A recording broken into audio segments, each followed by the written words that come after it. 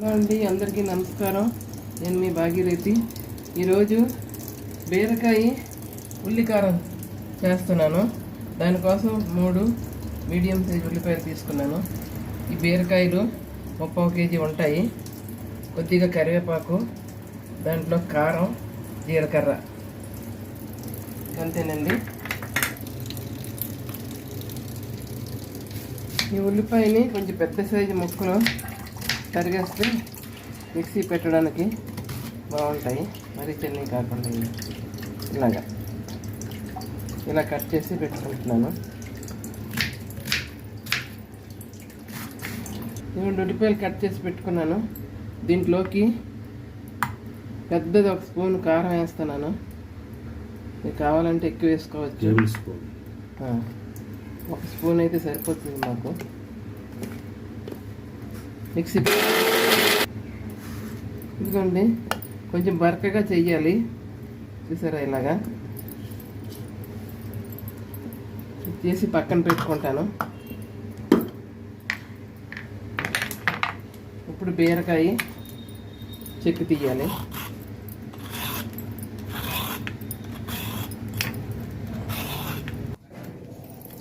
బీరకాయలు చెక్కు తీసి పెట్టుకున్నాను చూడండి. ఇప్పుడు వీటిని మరీ చిన్నవి కాకుండా మరి పెద్ద సైజు కాకుండా కట్ చేయాలి.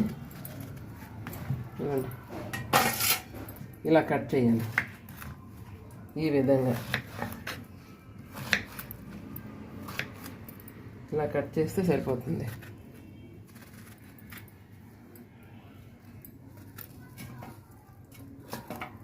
బీరకాయలన్నీ ఇలాగే కట్ చేయాలి.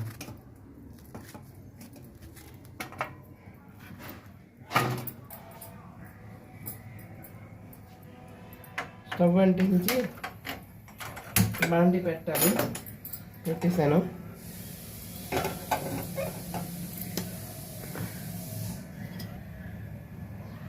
కొంచెం ఆయిల్ ఎక్కువే పడుతుంది. జీలకర్ర కొంచెం వేయాలి. కరివేపాకు, చూడండి బీరకాయ ముక్కలు,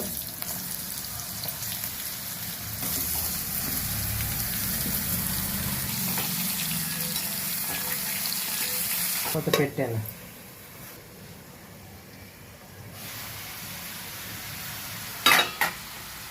చూడండి, ఉల్లి ముద్ద వేసేస్తున్నాను.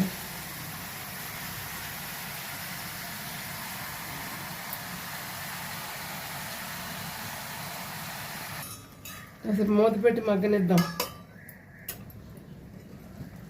మూత తీసి చూస్తున్నానండి. ఇదిగోండి, వాటర్ చూసారా, బీరకాయల వాటర్. చాలా టైం పడుతుంది, కానీ చాలా టేస్టీగా ఉంటుంది కూర.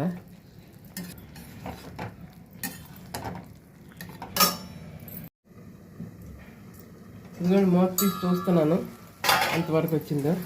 చూసారా, చాలా వరకు ఎగిరింది. ఇంకా మసాలా అంతా వేగాలి. సాల్ట్ వేయలేదు నేను.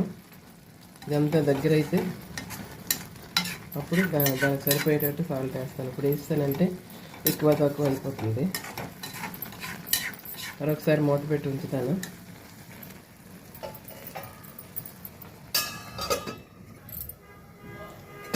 మూత తీసి చూద్దామండి ఎంతవరకు వచ్చిందో. చూసారా, దగ్గర పడింది. సాల్ట్ వేయలేదు కదా, నీరుగా ఉందని బాగా ఇంకిపోతే అప్పుడు వేయొచ్చని. కల్లుప్పు వేసాను, కొంచెం వేసాను. సరిపోతే మళ్ళీ వేస్తాను. ఇంకా కొంచెం ఉడకాలి బీరకాయ. మసాలా వేగాలి. కొంచెం మూత పెట్టి ఉంచుతాను.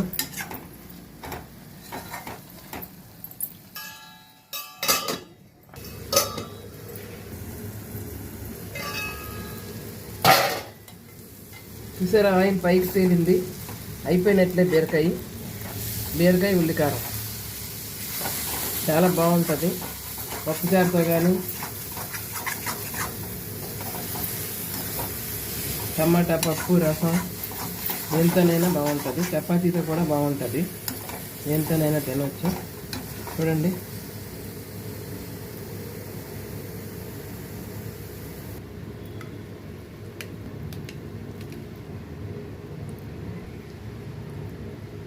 ఉల్లికారం రెడీ అండి. నచ్చితే లైక్ చేయండి, షేర్ చేయండి, సబ్స్క్రైబ్ చేయడం మాత్రం మర్చిపోకండి. Thank you, bye.